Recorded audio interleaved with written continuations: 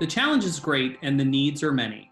For those of us who are fully engaged in the effort to bring health equity to all, especially the most vulnerable and those who have endured literally centuries of social inequality, the call to action is a strong one.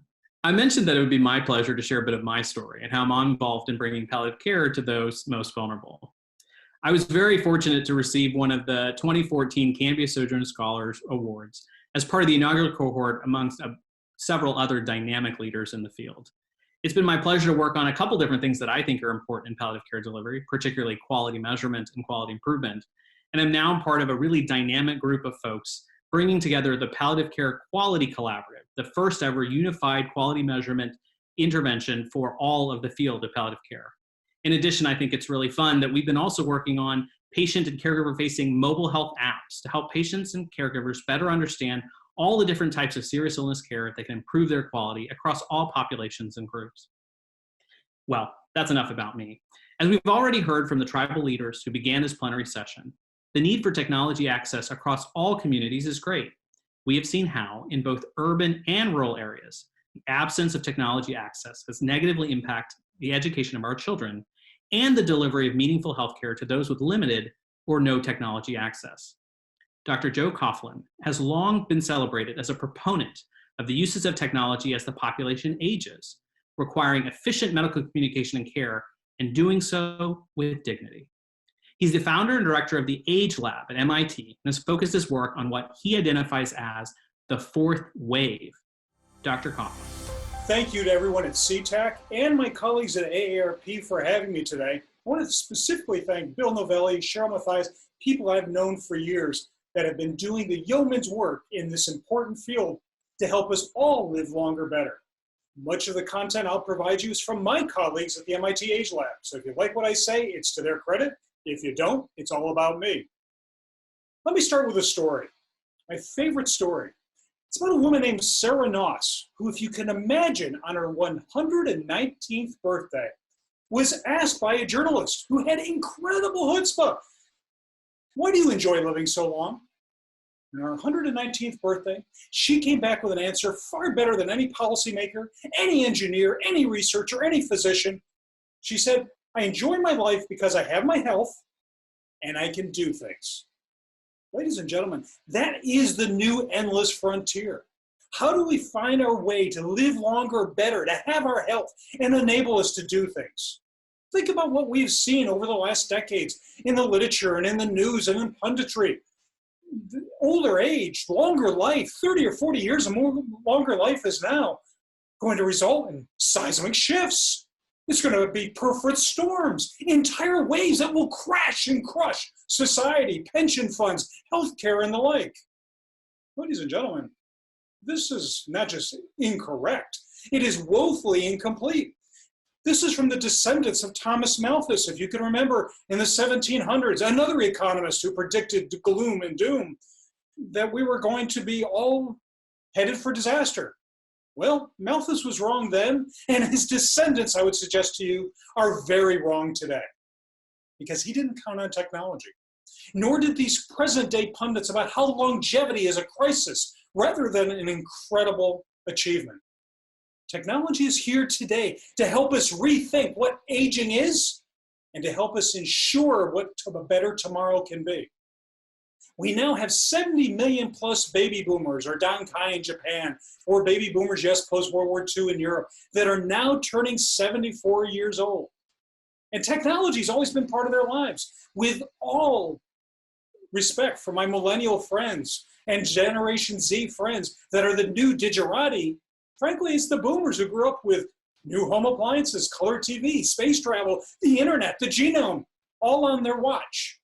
And they're going to expect, no, they are going to demand that technology was not just here for all of their youth, but be here for their older age. That indeed the new generation gap is about expectations. It is the expectation to live longer, better, that there will be a pill, a policy, or some sort of technology that will make it possible for us to live longer and better. And this new generation is converging with technology that is coming together to be a social force, a political demand, and indeed a market reality. But I don't want you to think that because I'm calling from MIT, that there is a silver bullet of technology. Sadly, there is not one, or yet we haven't found it. But technology innovation in support of aging or living longer has been coming in waves, particularly over the last quarter century. It has been coming in waves where no one focus has totally receded, but each wave comes to it with a high mark of how we think about aging and technology, how we define public policy, where investment goes, who the actors are, what the focus of research might be, and where the market opportunities lay. Let me briefly describe where we have been, but probably more importantly, where we must go. The first is wave one. This is where, in many ways, we defined aging as interface. So about 20 years ago, we saw this blending, this blurring of aging and disability. Again, not incorrect, but incomplete. Technology was about assistive technologies. Research and development was funded primarily by the government and a handful of NGOs. Wave one was really about technology as solving the problem of aging. And aging was a problem of interface. So the research focused on things like font size, grip strength, display clarities, navigating menus, and having remote controls that frankly only the engineers and the designers who designed them could possibly navigate. In many cases, these technologies were so large and so gross that people did not want to use them because they didn't solve a problem, rather they provided a stigma. Then there was wave two, and this is a very popular wave that's still with us, but it started years ago.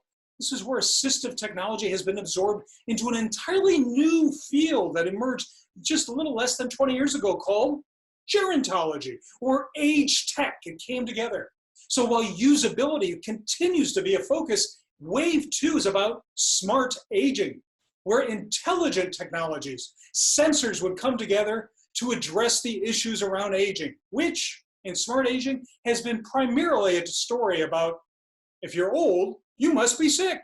So therefore, these technologies are here to help you manage, monitor, and motivate your health in old age in a better way. In short, companies as grand as Intel, Panasonic, and others now came together with government, researchers, and universities to look at aging as an opportunity. Essentially, we have a sensor. Do you have a problem? And private investors were coming into the marketplace to see if they could develop devices and services and systems that could largely be reimbursed by government insurance or private insurance. Today we are in wave three. That's where we see aging as economy. The current wave defines aging as a marketplace. My own book, The Longevity Economy, talks about the trillions of missed opportunity. My colleagues at AARP, led by Deb Whitman, have really charted the frontier of what the longevity economy is and how it has been misunderstood by industry, government, and indeed by individual consumers. While government continues to focus on healthcare needs of old age, industry is now coming and broadening its focus, is looking at the longevity economy as an opportunity to provide better financial services, consumer products, helping not just older adults, but they finally discovered who's helped us all along age well. Not ourselves, not doctors, not necessarily nutritionists, but our families. The caregiver now is being identified in wave three as a consumer. My colleagues at the MIT Age Lab have been doing an ongoing set of surveys and studies on how COVID-19 has been affecting the longevity economy. And one of the things we found was technology has become the new toilet paper. So when March rained down on us and many of us had to go into quarantine, we ran not just out for toilet paper, but for technologies that did more than help us stream, but help us connect, provide healthcare, provide caregiving to help us continue learning, to help keep us connected, purposeful, and engaged in society. But ladies and gentlemen, our work is far from done. We are now must launch a wave four, not to forget the other work that's being done in the previous phases of aging and technology. But wave four is a new endless frontier I want to introduce to you. This endless frontier is about equity and inclusion. Longevity and longer healthy life, as Sarah Nuss described, having our health and ability to do things should now be defined as a right, not simply as a matter of luck. So how are we going to do that? Let me briefly suggest to you, here are initiatives we must take in the coming years. First, making broadband like water. If COVID has shown us anything, connectivity is critical to being able to remain not just engaged, but living well. It's not just about access, though. It's about speed. We have been, shall we say, mapping access to broadband around the country, leading to a misunderstanding that simply because you have access does not mean you have the speed to do video, speed to do telemedicine, or to speed to check in on a loved one who lives far away in rural areas, or even some urban areas that do not have adequate broadband. Establish smart buyer. Think about this. There is no central trusted location where it is possible to know what is available, let alone what to purchase or where to purchase. I would suggest to you that government may want to consider brokering a public-private partnership to establish a trusted resource for older people and their caregivers. Technology that's not known about remains something that's frankly not developed and not available. And speaking of availability, yes, affordability is a critical issue. Mass procurement by government agencies across the board to ensure that the least fortunate among us have access to the basic technologies that are available will not just ensure equity, but government purchasing power will also create new markets and unleashing new market forces that improve affordability, availability, and development of new technologies. Trusted training. New technology does not simply help us do what we have always done better. It profoundly changes what we do. We now need to involve vocational schools, community college, and professional schools to start training a new generation of workers that can inform, install, and maintain new technologies throughout our lives, in our homes, in our cars, where we work. Social workers, gerontologists, and yes, MDs and nurses have proven in many cases to be the barrier to new technologies because, frankly, that's not what we do. That's not how we do it. We now need to start thinking about how do we train a new generation of worker and care force that is technology enabled, where they find technology is not novel, but a normal part of their practice. And finally, establishing safeguards. Few of us ever think about older adults in the disabled community as the lead adopters of new technology. But in this case, they are. We are developing new technologies that are monitoring and managing things that we would do every day that you would never think of for yourself, but you're putting it in your mother's home to remind her of taking her meds, to making sure that she has the right glucose level, everything else. But these are also doorways to fraud, hacking. The most vulnerable amongst us could actually see their lives in jeopardy by the way that if we do not provide adequate cybersecurity and stringent penalties for those that would prey on older adults through the digital doorway that we are now creating in their homes.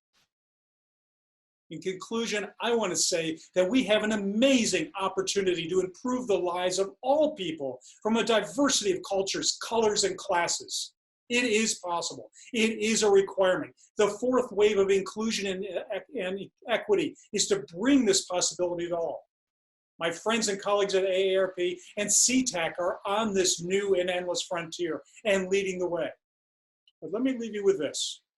Ultimately, no government agency, private company, or nonprofit has the capacity alone to unleash the power and the promise of technology to improve the lives of older adults and their families.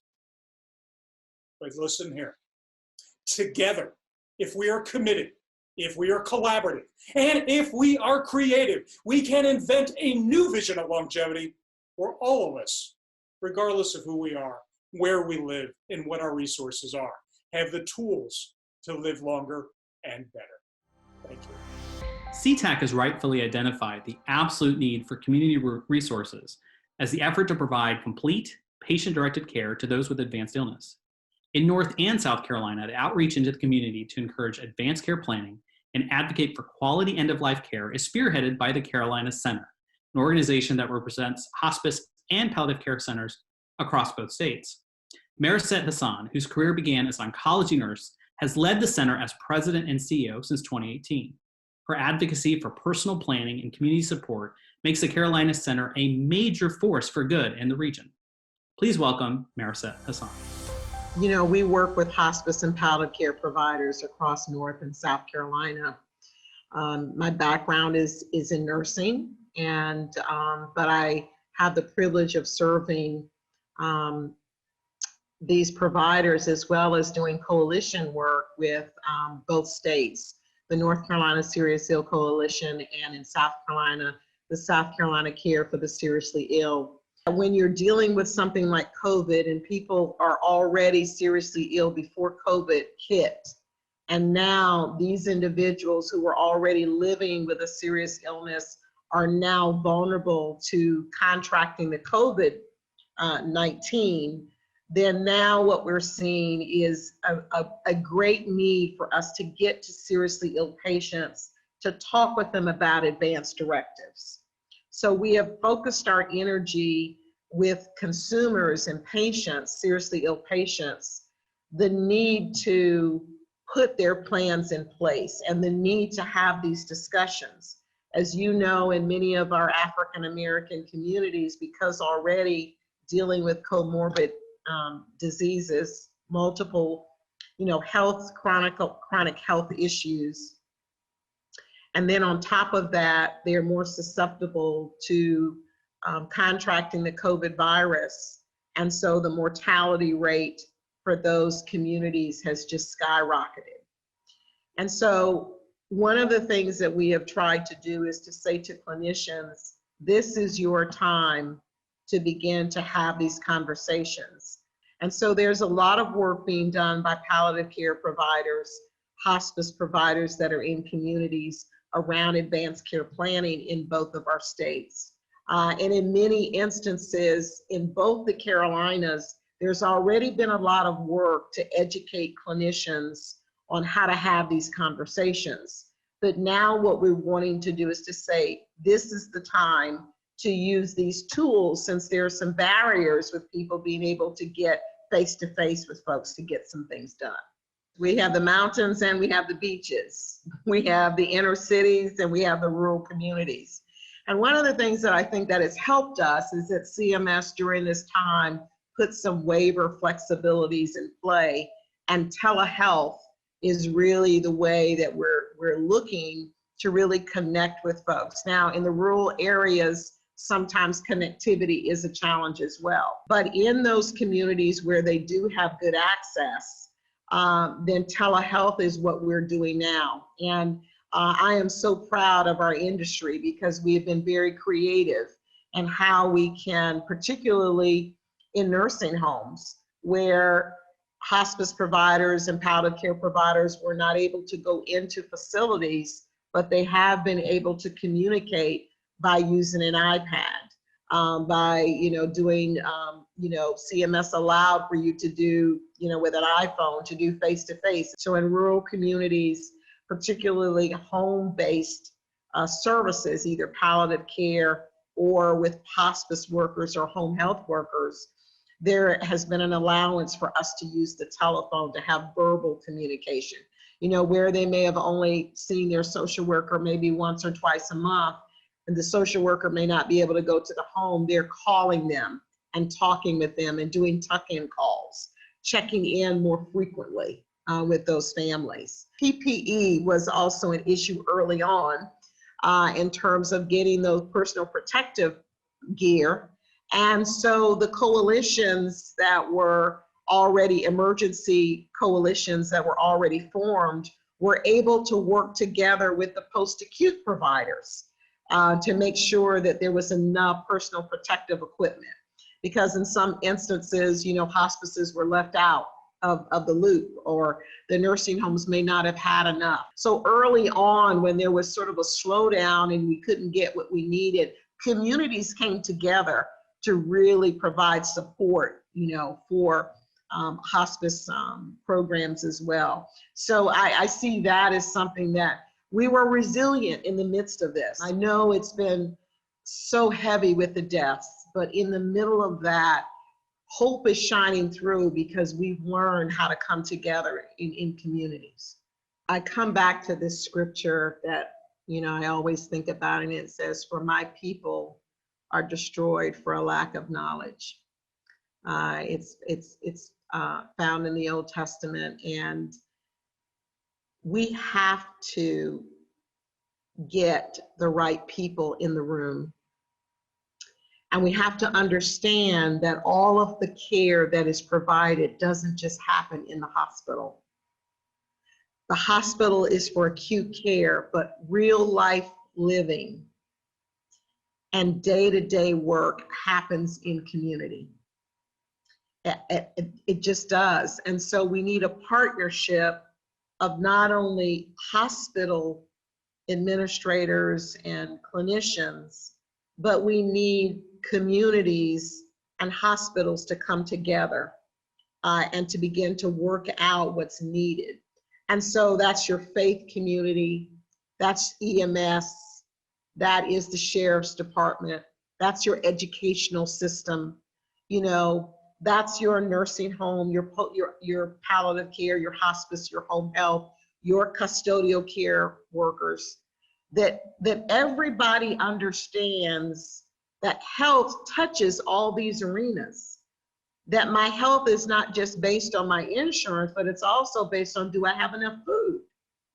You know, I mean, if I don't have enough food, it doesn't help me to have health insurance if I don't have food in my house.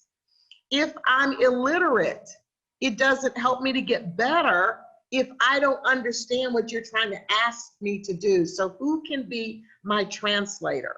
Who is that influential lay person in my community that can translate what you've told me at the hospital on discharge and what I'm gonna have to do in my home every single day? There's a myriad of folks that could really be mobilized to make sure that no one gets left behind.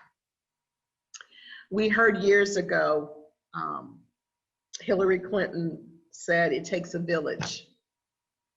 That is so true right now. It's not going to be done by one system.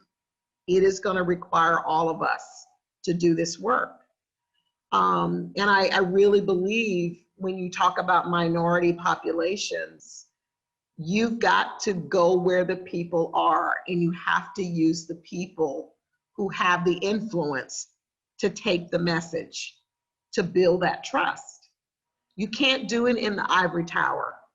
You can't do it in the research center. That has to happen at the grassroots level. And so there has to be those meaningful, respectful, valued partnerships to make that happen.